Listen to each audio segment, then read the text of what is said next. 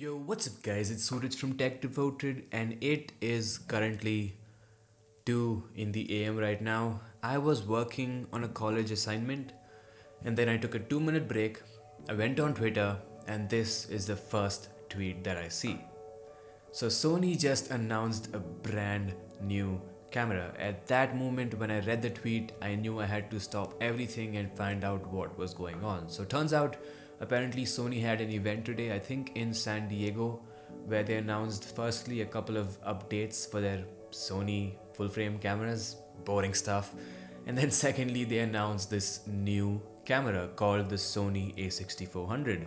So, I went on YouTube, checked my subscriptions to see if the embargo was lifted yet and if anybody had already published their reviews. And as I expected, there were reviews out already. So iJustine published her review of this camera. It is an almost 20-minute video. I just finished watching it and I have formed some opinions. So I want to talk about it because I think that this camera is in a very interesting place. It doesn't make a whole lot of sense to me. So I want you guys to watch this video completely and let me know in the comments your thoughts. Let's strike a discussion. By the way, if I look sleepy, it is because I am. So please bear with me. But yeah, I have written down a couple of notes, so I'm gonna look back and forth and talk to you guys about it. So this camera, the A6400, as you may have already been able to tell by the name, it's supposed to replace all the cameras before it. So that includes the A5100, A6000 and A6300, which is the camera that I am currently shooting on. So the main highlight or the main feature of this camera that Sony is marketing is that it has a flip up screen. Yeah, that sounds absolutely amazing. It sounded absolutely amazing the first time I heard iJustine mention it in her video.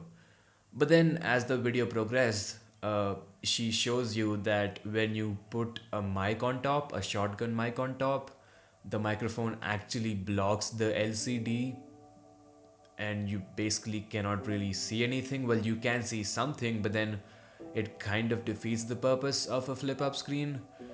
Now, what's even more stupid is that she goes on to suggest that you use a rig and get like a different mount for the microphone so that the mic doesn't get in the way of the flip up screen, or so that the mic doesn't block the LCD, and that way you can see the LCD completely. Now, I don't want to call out iJustine. I'm pretty sure this was a solution suggested by Sony itself, but either way, it sounds very stupid. I mean, it is counterproductive. Why would I want to spend extra money to make my rig bigger? I mean, this is supposed to be a vlogging camera, right? I mean, it's supposed to be as, small as it can be. In fact, I think you can even just go out and spend the money to get a 7-inch monitor instead of like a rig. I mean, I don't really see the point of getting a rig and making your whole setup even bigger than it already is. So it's kind of stupid in my opinion. Like, Sony, why could you not have just flipped the screen sideways? I don't understand. If somebody can give me an explanation in the comments, I really want to know. Just help me out in the comments, alright? So that's about the flip up screen. Kind of a miss in my opinion, not really a hit. Apart from that, a couple of other new features include enhanced autofocus.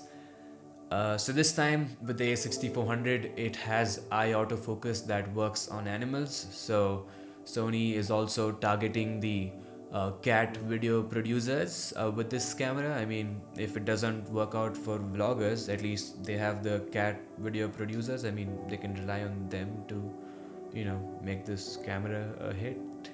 No? Okay.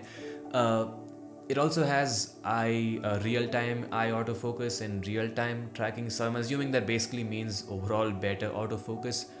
But to be honest, that is not really my concern. Autofocus on this camera was already really, really good on all the A6000 lineup of cameras. The autofocus was already good. So this is honestly not that big of an improvement. Apart from that, there's one difference that I noticed physically, and that is that the dial 1 and dial 2, basically the MR1 and memory recall 2 modes, have been removed from the dial. Instead, that has been replaced with one MR button and one S and Q button, which I'm assuming means slow and quick. That basically allows you to I think switch between 120 FPS and regular 24 or 30 FPS. So I guess that's okay. I mean, as long as we have a decent replacement, it's fine. I'm not really complaining.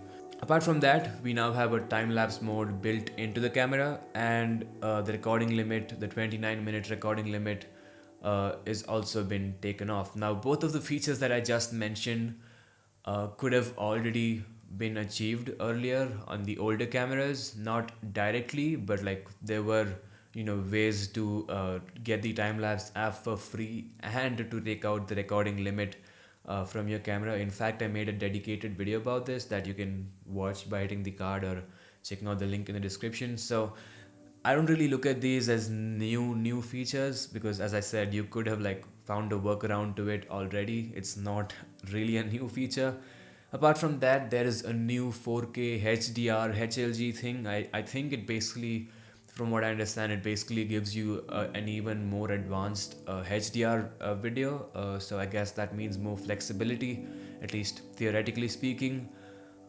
Then you have an option to capture still photos from your video, like capture a screenshot from the like a thumbnail kind of a thing, like an 8 megapixel thumbnail from the video. Definitely a neat little feature, saves a couple of extra steps, especially for YouTube videos and stuff like that. And then apart from that, Sony also claims that this camera is 1.8 times faster than the A6300. That is something I'm excited about, because the A6300, trust me, it's not really a very fast camera, at least my unit. It's rather slow, in fact. It's pretty slow and not that responsive. So I'm happy to hear about, the whole 1.8x faster thing. And then the single feature that caught my attention the most is the fact that this camera now has touch screen. So what that means is, basically this camera, the A6400, is an A6300. It has 4K, it has 120 FPS, it has everything that the A6300 has, plus a touch screen. Or you could look at it this way, it is an A6500 without inbuilt image stabilization.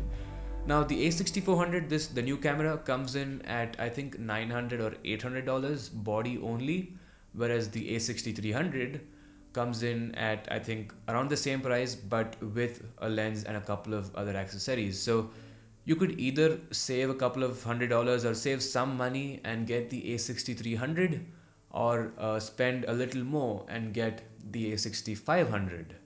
In fact, what I'm excited about the most, and I mean super excited, is the fact that the A6300 will go down even more in price, maybe even like $750 new. I don't know. If that happens, it's going to be like really game changing. I think that is going to be like the cheapest 4K APS-C camera. I mean, it already is the cheapest, or I think the Canon M50 is the cheapest 4K APS-C camera, but then that thing has a crop, so I mean it's not really that great. So either way, what I'm trying to say is the A6300 is going to go down in price, and that's the most exciting bit according to me. So in the end, all I'm trying to say is this camera is weird. It doesn't make a whole lot of sense to me. I don't understand why Sony announced it. It's basically an A6300 with a flip screen and touch screen, and the flip screen, as I already said, I don't even consider it. Like, I don't want a flip screen that is being blocked by a freaking microphone. But then yeah, as I said, the upside of this, the advantage of this, is that the A6300 will probably go down in price even more, which is obviously a good thing for the end consumers. So what do you guys think of the Sony A6400? I'd love to hear your thoughts in the comments. Again, as for me, I think it's a weird camera. It doesn't make a whole lot of sense to me. So yeah, that's about it for this one. If you liked it, give it a like. If you did not, vote it down. Let me know in the comments why you didn't like it.